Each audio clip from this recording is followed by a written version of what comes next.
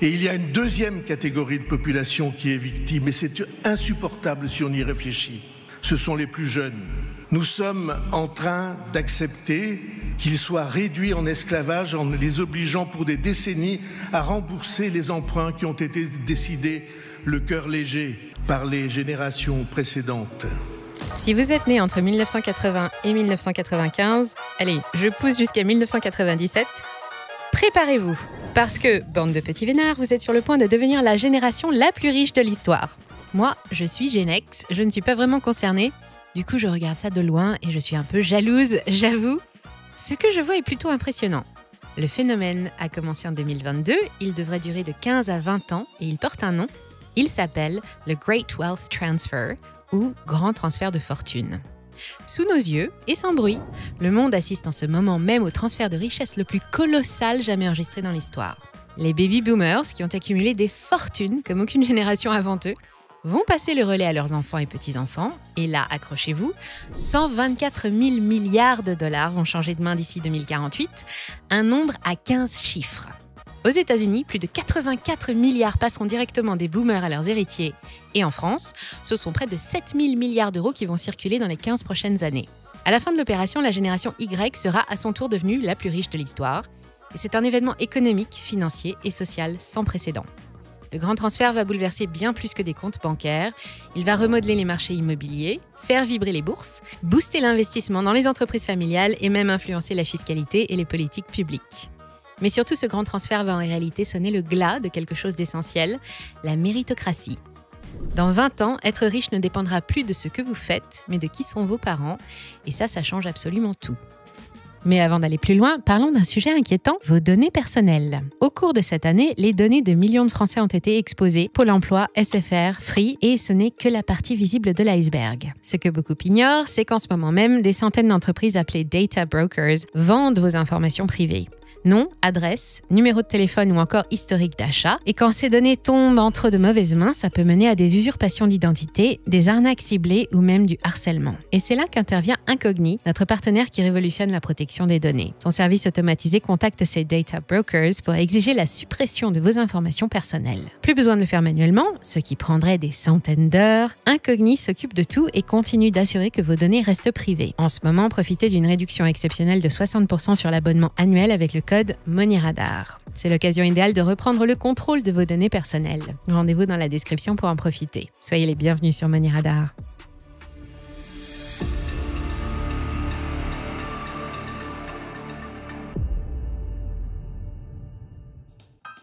Le grand transfert n'arrive pas par hasard, il était complètement prévisible et même attendu. Les démographes et les économistes savent depuis longtemps que le moment viendrait où la génération des baby boomers allait commencer à disparaître et à transmettre l'immense patrimoine qu'elle a accumulé tout au long de sa vie. Les baby boomers sont nés entre 1945 et 1967, selon les définitions, et ils représentent une génération exceptionnellement nombreuse, une véritable marée humaine, issue de l'optimisme et de la paix retrouvée après la Deuxième Guerre mondiale. Ils sont aujourd'hui âgés de 58 à 80 ans, et c'est la tranche d'âge qui, logiquement, entre dans une phase de vie marquée par une accélération des transmissions. Parfois par donation du vivant sur les conseils d'un notaire ou d'un banquier avisé, mais surtout au travers des successions liées aux décès qui vont mécaniquement s'intensifier au cours des 20 prochaines années. Le grand transfert a commencé en 2020, il va durer 20 ans, avec un pic de transmission qui arrivera autour de 2037. À l'origine, 2 éléments déterminants. D'abord, les boomers ont grandi dans une période de forte croissance économique, d'essor immobilier et boursier, et ils ont amassé plus de patrimoine que toutes les générations précédentes. Ensuite, ils ont aussi mieux vécu, plus longtemps que leurs parents, et l'allongement de la durée de vie a retardé le moment des transmissions qui se sont accumulées pour atteindre un montant qui défie l'imagination. Laissez-moi vous donner quelques chiffres. D'abord, aux États-Unis. Selon le cabinet Cerulli Associates, l'Amérique serait riche de 190 000 milliards de dollars avec là-dessus 124 000 milliards de dollars, soit 65% qui vont être transmis d'ici 2048. 105 000 milliards iront aux héritiers et 18 milliards devraient rejoindre les caisses des œuvres de charité. Une autre étude du Michigan Institute of Economics penche plutôt pour 82 000 milliards d'héritage, mais le chiffre reste démentiel. Parmi les boomers, les ménages fortunés ou ultra-fortunés, soit moins de 2% des foyers, vont concentrer plus de la moitié du volume total des transferts, soit environ 62 000 milliards de dollars. Bien sûr, le transfert ne va pas se faire en petites coupures, il y aura d'abord beaucoup d'immobilier. Selon une enquête du magazine Fortune, Aux États-Unis, les baby-boomers ne représentent qu'un peu plus de 20% de la population, mais ils possèdent 37% des résidences principales et 58% des propriétés locatives. C'est énorme. Toutes, sans exception, vont changer de propriétaire. Les boomers américains sont aussi de gros détenteurs d'économie. Ensemble, ils cumulent près de 8 000 milliards de dollars de parts d'entreprises privées dans 41% des PME du pays, et individuellement, chacun d'entre eux détient en moyenne 242 000 dollars d'actions. Quand on sait que le Dow Jones a été multiplié par 30 depuis 1985, on ne s'étonne pas de cette accumulation massive de patrimoine financier, avec des marchés qui ont énormément contribué à faire grossir la valeur des comptes titres. En France, évidemment, les chiffres sont plus raisonnables, même s'ils vont frôler l'équivalent de 2 ans et demi de PIB. Chez nous, les boomers détiennent un quart du patrimoine national et on estime que de 5 à 8 000 milliards environ vont changer de main d'ici 15 à 20 ans. D'ailleurs, tant qu'on parle d'argent, vous saviez que 55% des Français souhaitent renforcer leur culture financière en 2025 ? Ça tombe bien, notre newsletter est là pour ça et elle est gratuite. Tous les mardis, on vous envoie un récap des marchés, l'analyse d'une action à potentiel et on décrypte l'actualité qui impacte les marchés financiers. Si vous ne faites pas partie des 42 000 abonnés à recevoir notre newsletter, abonnez-vous, je vous mets le lien en description. Comme aux États-Unis, les Français les plus riches font partie des tranches d'âge élevées et ils ont plus de 61 ans. Selon l'INSEE, un sexagénaire dispose d'un patrimoine moyen de 315 200 € contre 220 000 pour un cadra, alors qu'ils étaient aussi riches l'un que l'autre en 1980. Notre sexagénaire est aussi 2 fois plus riche que ses parents.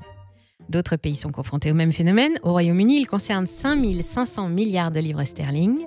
Au Canada, en Australie, en Allemagne ou encore en Italie, des milliers de milliards de dollars ou d'euros vont aussi tomber dans les poches de la génération suivante. Alors, qui sont ces heureux héritiers ?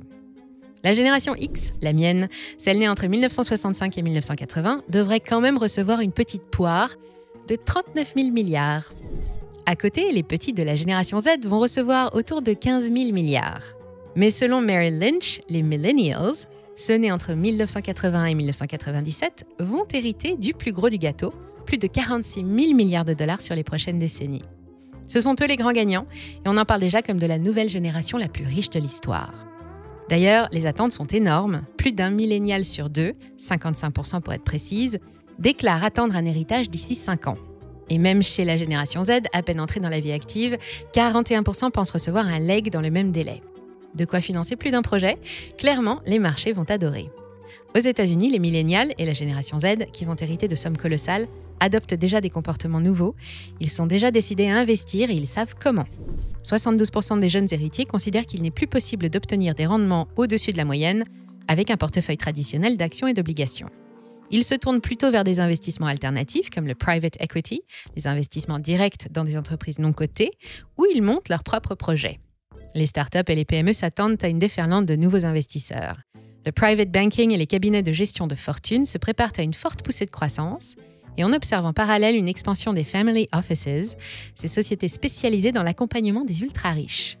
On compte aujourd'hui environ 15 000 family offices à travers le monde qui gèrent près de 5 900 000 milliards de dollars d'actifs.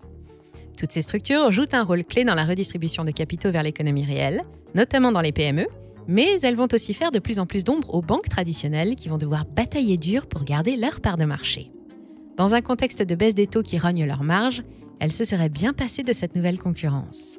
Autre particularité de cette génération Y selon le Financial Times, elle est plus responsable et davantage attirée par les placements à impact social ou environnemental, y compris les cryptos et les actifs durables. Cette analyse a été confirmée par la Bank of America, pour qui les critères ESG deviendront une norme, même si Donald Trump n'est pas vraiment de cet avis. Enfin, le basculement des fortunes va générer des recettes importantes pour les États.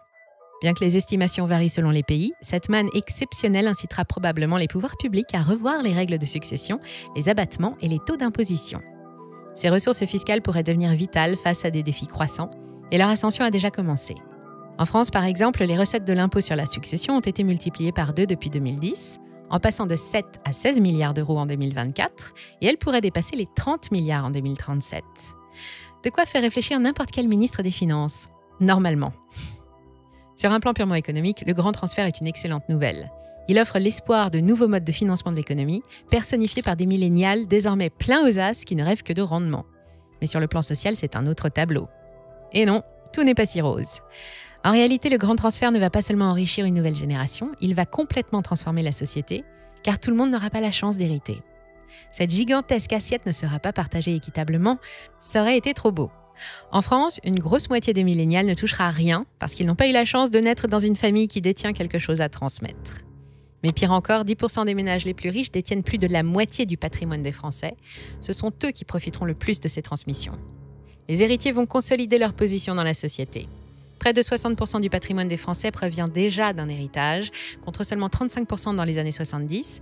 Et ça veut dire qu'on s'enrichit de moins en moins par son travail et de plus en plus par l'hérédité. J'ajoute une cerise sur cet inquiétant gâteau. D'ici peu, le montant total des successions et donations versées chaque année dépassera celui des retraites, plus ou moins 300 milliards d'euros, ce qui signifie que les héritiers pèseront bientôt plus lourd dans l'économie française que tous les actifs réunis. Le danger, c'est qu'à terme, la consommation et l'investissement dépendront plus des héritiers que des actifs. La France n'est pas la seule à glisser vers le modèle d'une société d'héritiers. Beaucoup d'économies occidentales sont engagées sur le même chemin et le grand transfert est une étape fondamentale. Dans une société d'héritiers, retour au système féodal. Un tel système est profondément inégalitaire, il s'oppose à l'ascenseur social et pose des défis structurels énormes à la croissance et à la cohésion sociale. Le capital est de plus en plus concentré et le seul moyen de s'élever dans la société est de contracter un mariage avantageux, difficile sans faire vous-même partie d'une riche dynastie de propriétaires fonciers. L'accès à la richesse par le travail ou l'éducation n'est plus possible, seul compte le nom de famille. Les effets sur le reste de la population sont destructeurs. Il n'y a pas mieux pour décourager l'esprit d'entreprendre, creuser les inégalités et alimenter le sentiment d'injustice. Dans une société d'héritiers, la richesse ne se crée plus, elle se transmet. La société se fige en même temps que la vitalité économique. Il existe pourtant bien une solution pour éviter ça, c'est l'impôt, mécanisme essentiel chargé de redistribuer une partie des richesses à ceux qui en profitent le moins, mais il n'est pas très populaire, surtout chez les plus riches. Enfin, dernier problème, en France comme partout, comme l'héritage arrive de plus en plus tard, souvent autour de 60 ans, il reste ainsi concentré dans les classes d'âge supérieures sans jamais parvenir jusqu'aux plus jeunes qui pourtant en auraient bien besoin. Alors, on ne retiendra pas seulement les chiffres de ce Great Wealth Transfer, même s'ils sont inoubliables. On pense qu'il va ouvrir une ère nouvelle, bousculer le système bancaire et avec lui toute la planète finance. On s'attend à un raz-de-marée de liquidités et d'enthousiasme qui devrait emporter avec élan l'innovation, l'investissement et la compétitivité vers la renaissance économique. Pourtant, paradoxalement, le phénomène va surtout accélérer un retour à l'ancien monde et faire aboutir les sociétés modernes occidentales à une sorte de système féodal 2.0 dans lequel pour être riche, il faut être vieux et être bien né. J'ignore encore comment la société pourra s'adapter à un tel retour en arrière, ni même si elle va l'accepter, et j'avoue que j'aimerais bien connaître votre avis là-dessus. Dites-moi tout ce que vous en pensez dans les commentaires et n'hésitez pas à compléter ou à corriger si j'ai dit une bêtise. Et n'oubliez pas, pour protéger vos données personnelles contre les fuites et les reventes d'informations, pensez à Incogni. Son service automatisé nettoie et protège vos informations privées des data brokers. Profitez de 60% de réduction avec le code MoneyRadar. Le lien est aussi en description. Merci à toutes et à tous pour votre fidélité. Prenez soin de vous et je vous dis à très vite.